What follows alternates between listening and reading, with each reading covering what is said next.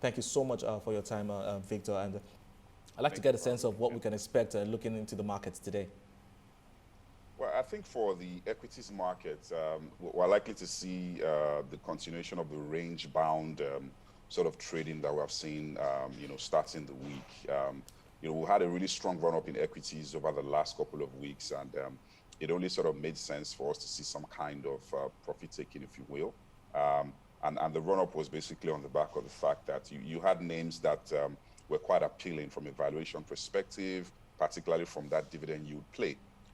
So you had investors basically pile on into equities. Again, if you look at the fixed income markets, the yields have not been very attractive. And coming off of the last MPC meeting where there was a strong signal that these low interest rates or this low yield environment is here to stay, at least for the short to the medium term, that basically saw investors looking for better yields elsewhere. And that opportunity was provided in the equities market, and we saw that run up. So obviously, the correction or the profit taking that we have seen over the last couple of days is normal, and I think that the market is likely to remain range bound pretty much for this week. Now, looking at the fixed income market, now we're talking about funding pressure still in the market, and I'd like to get your thoughts on this and as well as your outlook for liquidity for the rest of the week.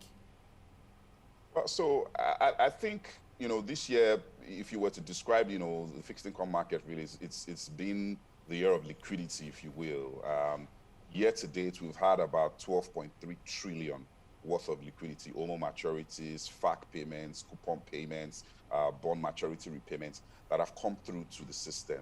Between now and the end of the year, you still have almost 5 trillion worth of liquidity. So this year alone, you're having about 17 trillion worth of liquidity, and that has really played a very, pivotal role beyond the policy move, beyond the policy stance of the Apex Bank.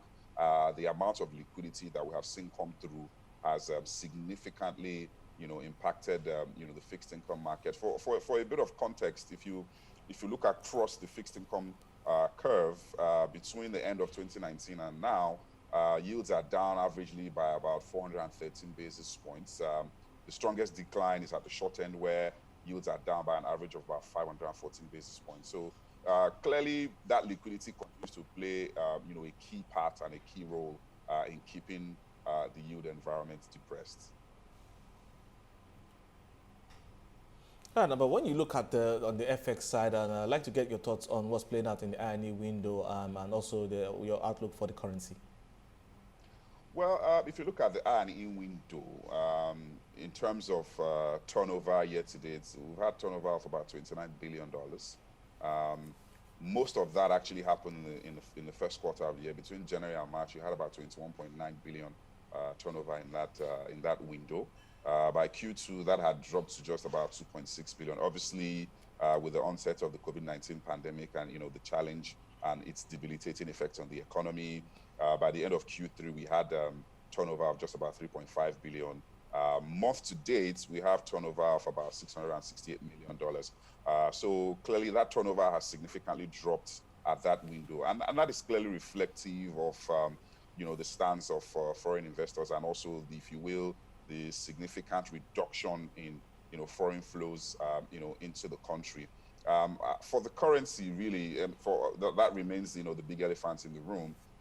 Clearly, the Apex Bank continues to try as much as it can to defend the naira.